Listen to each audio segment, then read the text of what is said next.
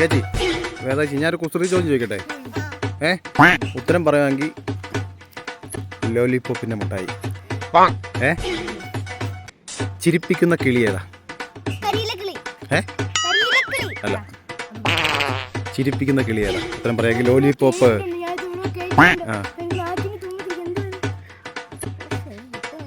ചിരിപ്പിക്കുന്ന കിളി ഏതാ? Correct answer. അപ്പൊ ലോലിപോപ്പ് ലോലിപോപ്പ് ലോലിപോപ്പ് എന്നാ കൈ